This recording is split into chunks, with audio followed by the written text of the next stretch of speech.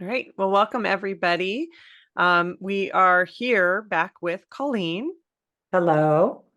Colleen just got back from Japan. We'll go ahead and give her a little bit of space to kind of catch us up a little bit on that.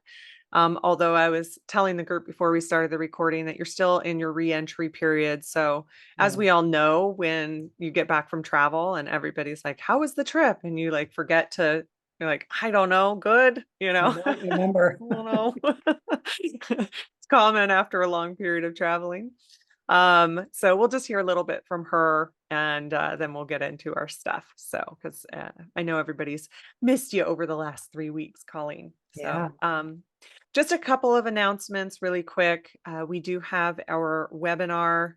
It will be next week, next Wednesday, November 20th at 10 a.m. Pacific. And that is Reiki for past life healing. So that'll be fun. If you can't make it live, you will get the replay if you register. And then the other really exciting thing And for it's that, free. it's free. Oh, thank you. And it's online, of course. It's a webinar. It's free. The other really exciting thing about that is that that is the same day that our Next Step Reiki and Explore the 12 Heavens registration opens for 2025, which is crazy that we're there already.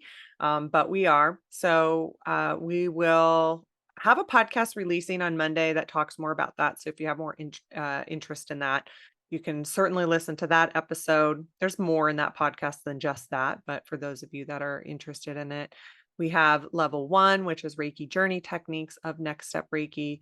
Level 1 is Reiki Journey Techniques. Level 2 is Advanced Healing Techniques, and level 3 is Channeling Techniques. So it is a 1-year program per level. Starts at level 1, and then the prerequisites for level 2 and level 3 are 1, 2, and 3. And they are monthly classes where they're 3.5 hours. They're additional trainings, additional exploration for those that are interested in more skills. And then we also have Explore the 12 Heavens is also launching the same day. It's an additional class and it's using Reiki Journey Techniques where we go and explore the 12 levels of consciousness. And that is the same thing. It's a year-long course that we meet monthly. We do have recordings. So if there's a month that you have to miss or something like that, you can always catch it on the recordings as well. They're amazing classes. We have a lot of graduates and a lot of current students here in this circle, and I'm sure listening later as well. So the registration opens on November 20th. We have an early bird period where you receive this amazing booklet and recordings of journeys that Colleen and I have done. And then the registration, however, is open until Sunday, January 12th. January 12th. I couldn't remember if it was the 12th or 13th. So again, we will be talking a little bit more about that. And we have lots of information on our website, which is finally launched. So I know some of A you have new seen it website. already. We haven't made an announcement yet because we are working out some of the kinks that you can't know until it's live. And for those of you that have been with us for a long time, you know we've been working on that for a really long time and it's finally launched. I do also ask for a little bit of patience with it as we are working in 2 systems right now and getting used to a new backend system. And so, for example, you might have received several of the distance Reiki share emails today as we are working on transferring everything over, but that is certainly a process and we couldn't do that part until it was live. So thank you all so much for your patience as we are figuring out our new backend system and that kind of thing. So yes, that is very exciting. And you can go there to learn more too about the Next Step classes and also the Explore the 12 Heavens. And I did have a quick question in here. Is the past life a one-time event or will it be a year class for 2025? The past life webinar is just the one-time event. So it will be next Wednesday. It's going to be about 90 minutes. And like I said, you'll receive the recording. It's not an entire course. It's just the one webinar. So, all right. I think that's it. Although I was about to write in that the level 2 class for Next Step is the year-long level 2 is Advanced Healing Techniques, which includes more about past life healing, ancestral healing, which we're going to do today, by the way. Let's do some ancestral healing too. All right. Well, Colleen, um, do you want to go ahead and just fill us in a little bit about your time in Japan? Because you did also go to the fire ceremony, which I shared a little bit about that, but it's a little hard to share the video or the pictures of it. So just let us know how your trip went. Well, and I took a lot of photos, but truthfully, when I'm there, I start at 5 in the morning and go till about 9 at night. So I have very little time for things like photos and posting and things that I always hope to do and plan to do when I get there. And then I truly am very busy through the whole time. So for those of you not familiar, William Rand and I teach on Mount Kurama in Japan. Once at this point, we are once a year. We will be launching our next year's classes probably as soon as we both get back and can get that done. They will be at the same time next year. So we teach both a master class and a Karuna master class on Mount Kurama, which is the birthplace of Reiki with Usui Sensei. First of all, I would say that Japan is a beautiful country to visit. Um, the people are very friendly and gracious. They don't really speak a lot of English like you might find in a European country. They mostly, there are English speaking people in the hotels and things like that, but the average person on the street doesn't really. So Google Translate is fantastic and works wonderfully, and the people are very friendly and willing to help. The other thing, I was in Kyoto and Mount Kurama the whole time. I was there for actually 3 weeks. And Kyoto is just a beautiful city and lots to do there from our perspective, being spiritually curious and spiritually interested. The city is full of temples and places to visit and beautiful countryside. And um, as far as that goes, the public transportation is very easy to navigate through with, again, Google Maps. So thank you, Google. I wonder how we did it before that, which I did do it before that, and there were challenges. So the classes are so amazing.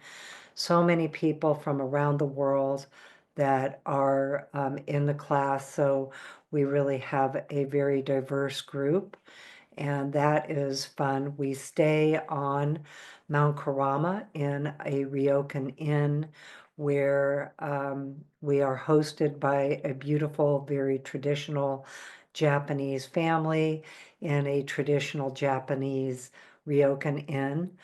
Um, for me, being gluten-free, most of the country is challenging to eat because everything has soy sauce.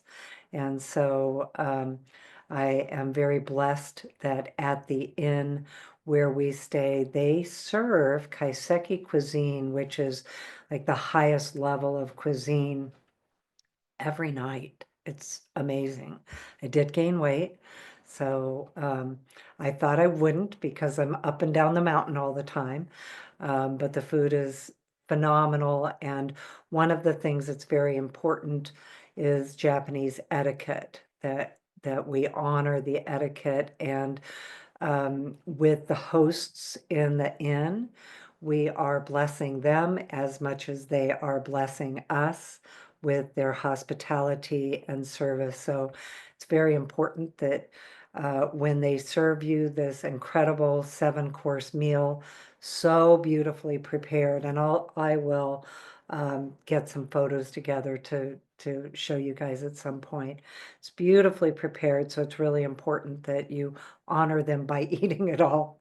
And some of the nights it's like, okay, I can eat more. And so that's an interesting part of it, but really good. And they are such lovely people.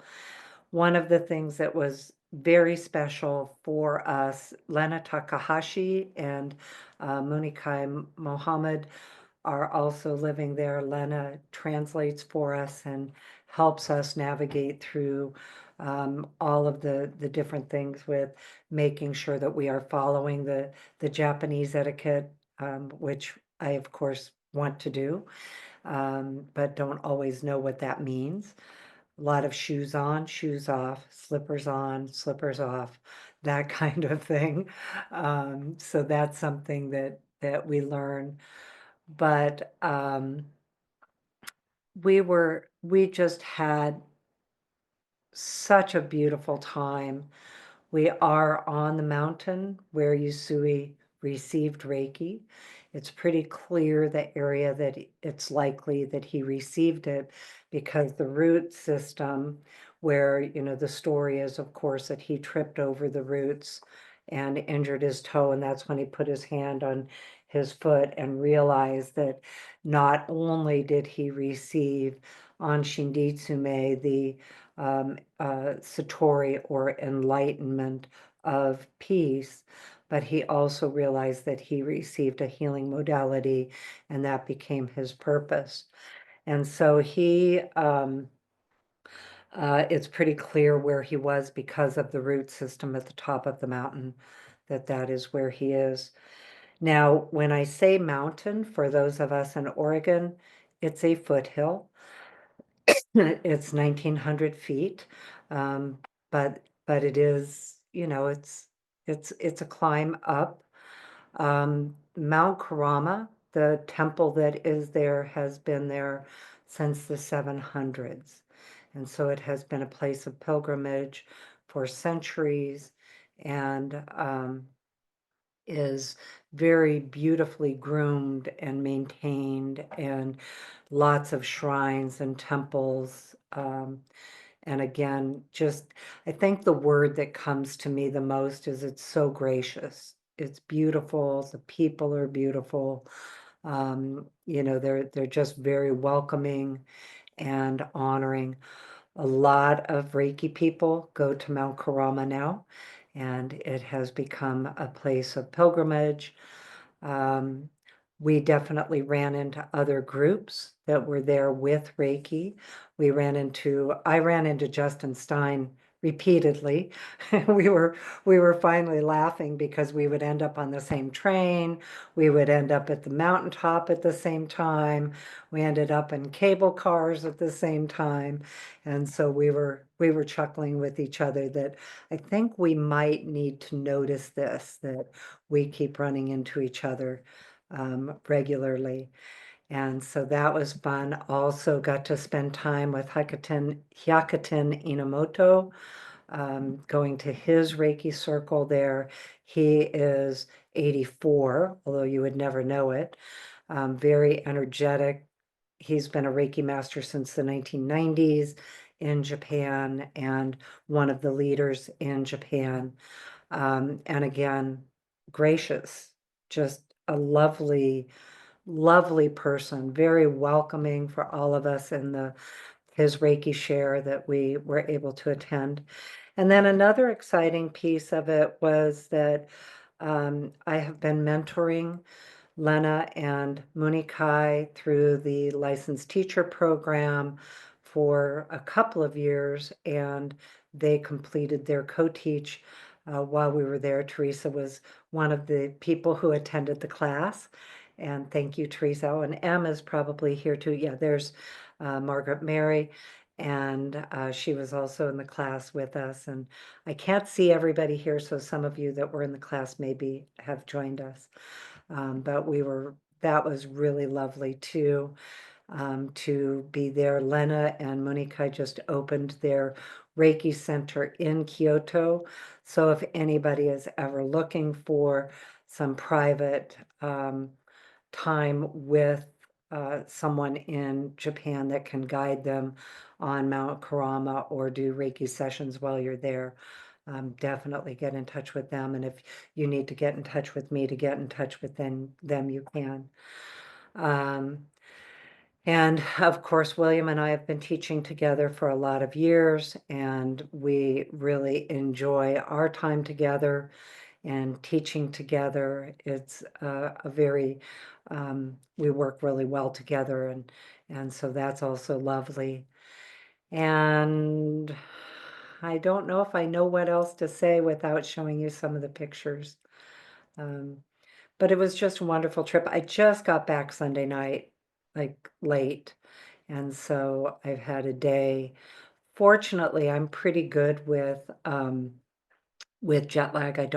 I'm a little bit fuzzy today. And I have slept well, so that's good. Kind of moved right back into my regular schedule. So we'll see. Sometimes it can hit me on the third day, so we'll see. But I think that's all I can think of to say right now. Is that, Robin, anything you can think of? Oh, I think that's great. Yeah. Yeah. I know it's always hard when we come back from travel to know what to say. It was good.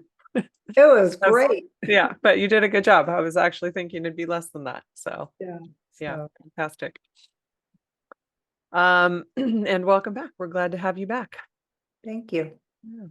I do want to just say, take a look at our new website. I'm so excited about it. It has been a labor of love for sure. ReikiLifestyle.com, in case you're wondering, because we think it's pretty beautiful. Yeah. It has been a labor of love.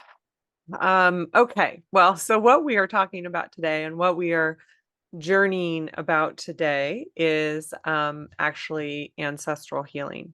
So I think too, it is a very timely subject for it as well.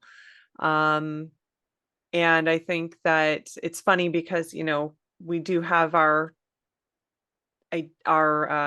subjects, as we've said this in the past, our subjects that run on a theme, generally speaking, for a month.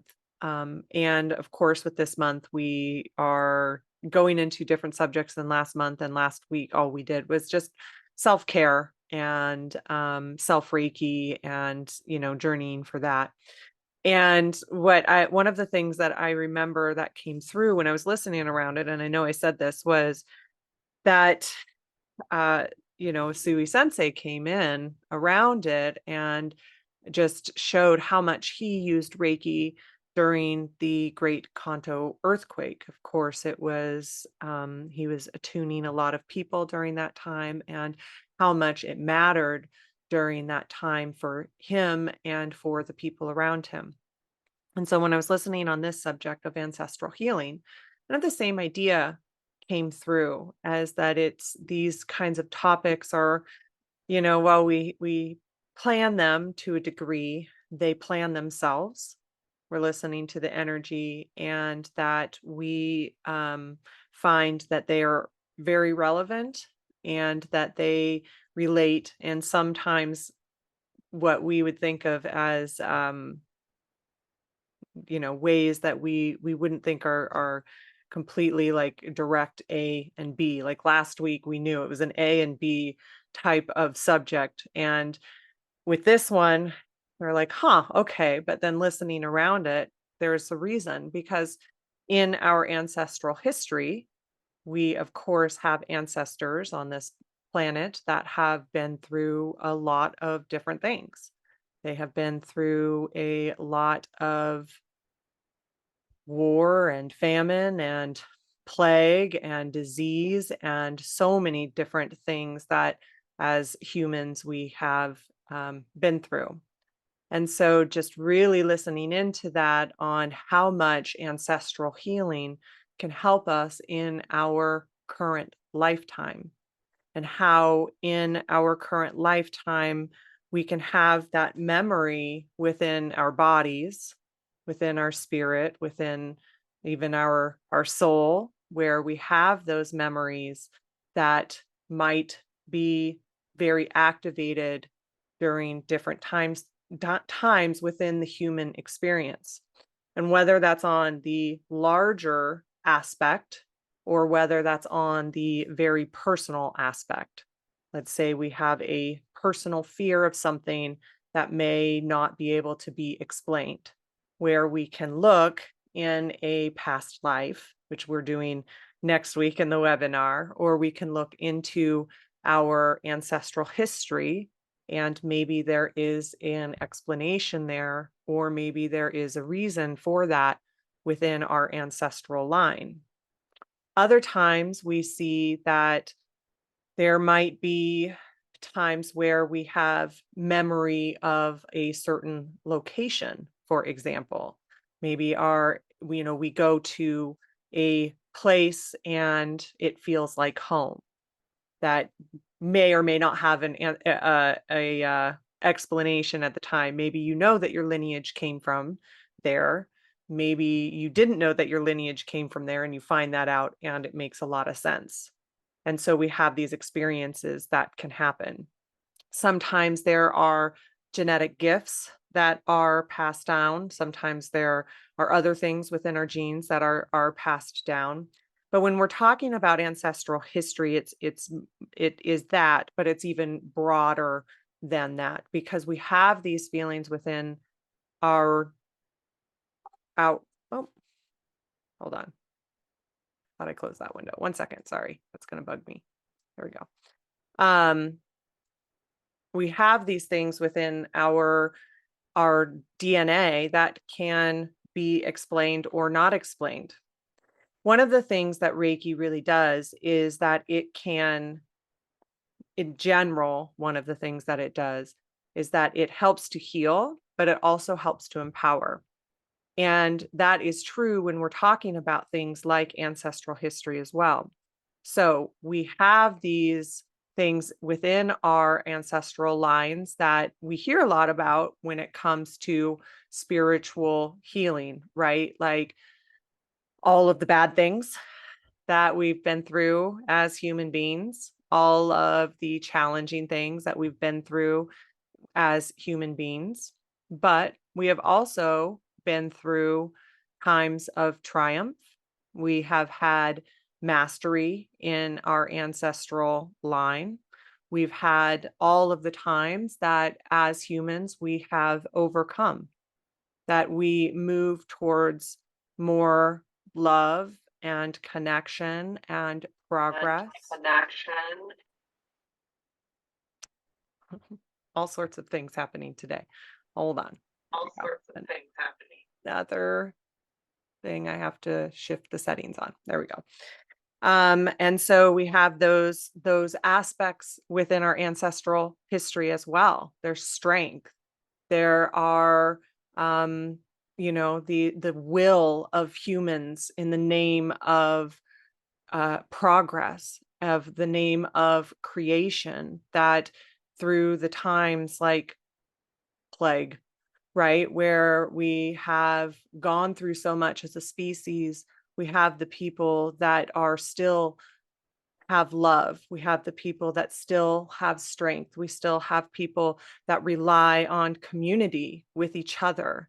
We have in our own lineage, we have those places where maybe we have ancestors that were, had great mastery in their lives, that they were, the first thing that's coming to mind is a, master calligrapher, for example, where there are those aspects within our lineage as too. And so when we're talking about ancestral healing, we're talking about healing the ancestral trauma, of course, but we're also remembering to claim our ancestral strengths, that they provided us with more than just wounds. They passed down gifts and strength and resilience and wisdom. We have sometimes where, and past lives can be a little bit different than ancestral history. And what I mean by that is that we have some times where maybe we were born into a lineage for the first time. However, our bodies still have the genetics, right? But sometimes you can um, have people that are like, I don't understand this lineage. I don't understand this family. This isn't home for me. I don't feel that same level of connection that you, may that other people may, and that understanding of that just feels strange to you, and it's the first time you were born into that lineage. Sometimes it's the last time you were born into a lineage, so that can be the case as well.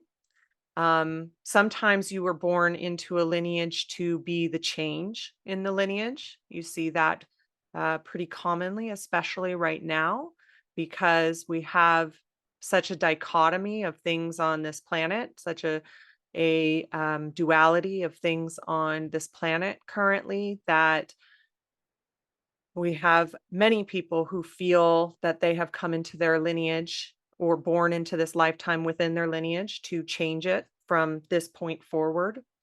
You see that quite a bit.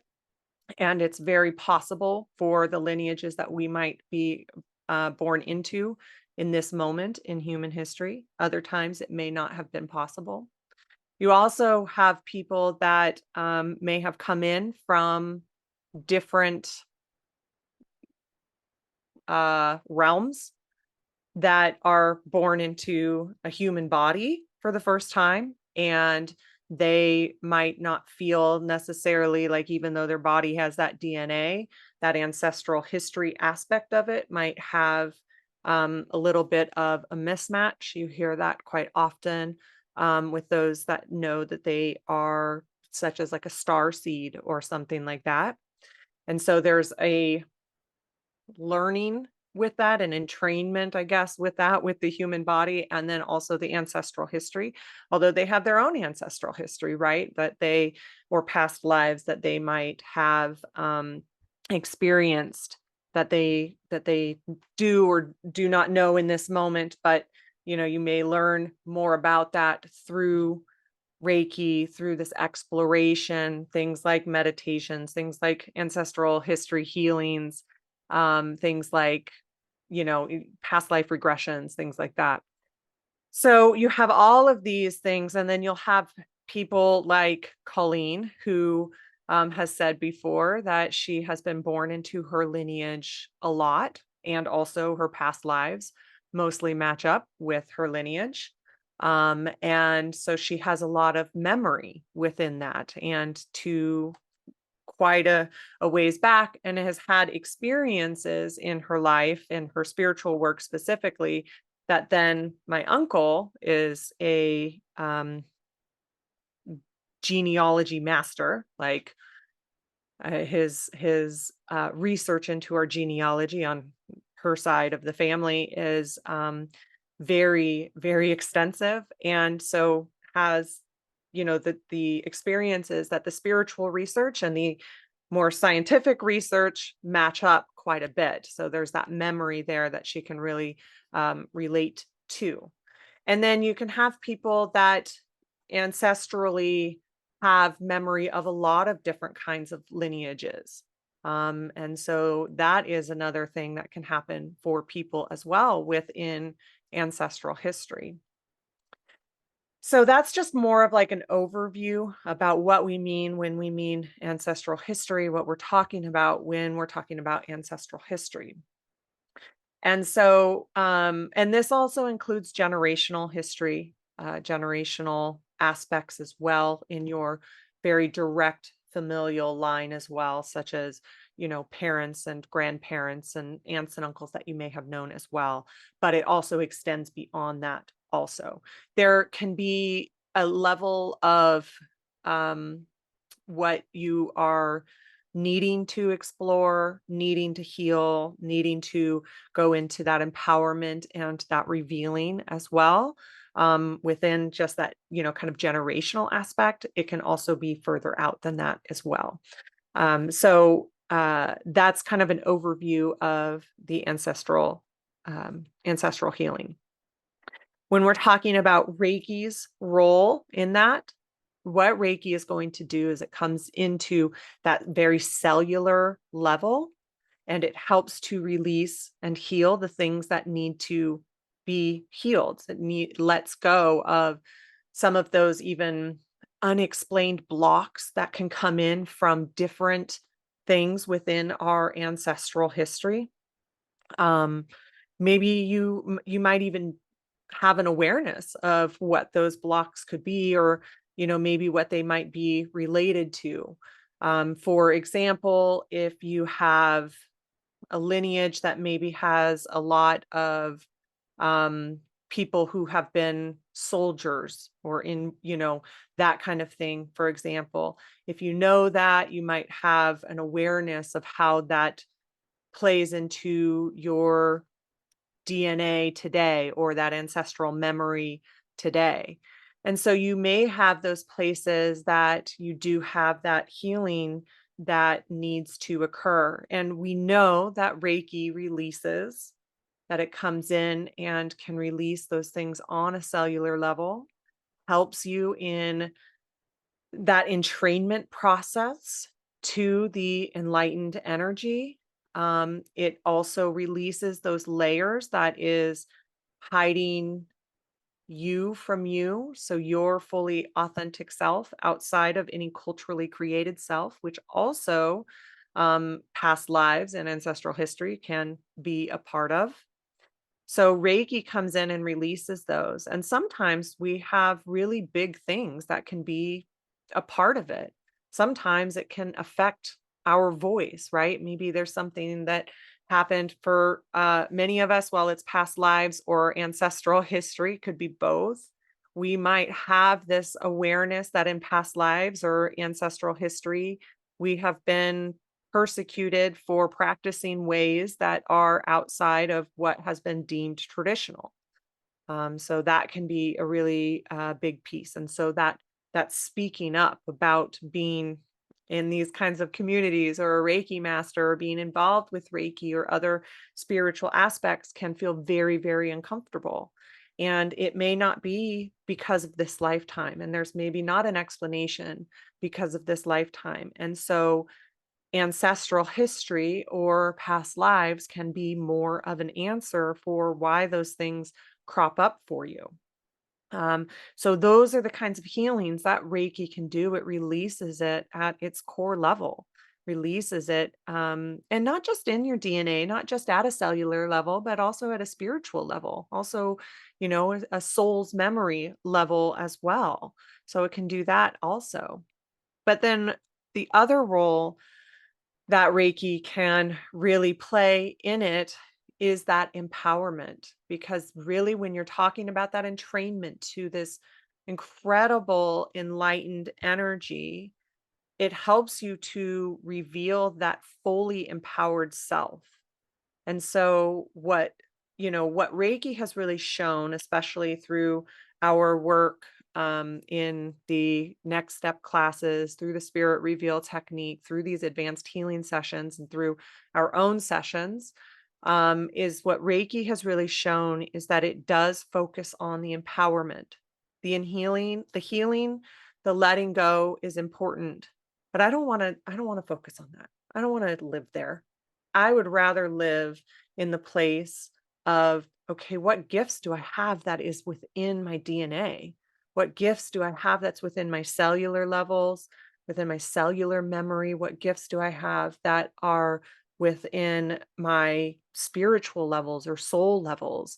What gifts are there? Because when we're in our fully empowered self, that is when we are in our fully healed self as well. Not to say that it's, that we're not always working towards that. We are, but it's that empowerment process that Reiki really reveals to us. And that is true within ancestral history.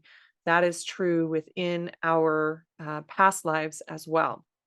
And so that's what we're going to be doing in the journey today. Also, is that we are going to be exploring that and letting go of what needs to be let go of. That's important as well. But really bringing in the gifts, really bringing in the strength, bringing in the resilience, bringing in all of those qualities that are within all of us as well. And so, you know, talk about timely. So, I think it's always so divinely ordered on that, um, in that on that level as well. Reiki always knows, right? And so, yeah, I don't know, Colleen, if there's anything that you would like to add to that, or if you just want to go ahead and get into the journey. I think I'll just go ahead and get into the journey because it's such a big subject. And I think it would be most helpful for everybody to go into the journey. I think one of the things that was the most helpful for me with my ancestral lineage, because I am aware of who they are, and there's some pretty rough characters in it. And for a long time, I was like, "Oh, I don't even know if I want to connect with them." And so, uh, what was helpful for me was understanding the gifts that come from a deep lineage and the ones that are the gifts for for me, and that was really beneficial. And then the only other thing I would say is to remember we are the ancestors of the descendants. And so who we are today makes a difference for them. And so I also work with the descendants and I do reach out to them to invite what I can do today on their behalf. And so that's part of again, it's such a whole big topic that we will continue talking about. Um, and so, yeah, I my mind is fuzzy, so let's just go into the journey. There will be an opportunity for some automatic writing. Again, you may like automatic writing or not. There's no requirement, but there will be a point that I will stop talking so you can be in your own inner experience to take a moment to really reflect on the gifts that you are receiving. We do post this journey again on Thursday on both our YouTube and podcast channels.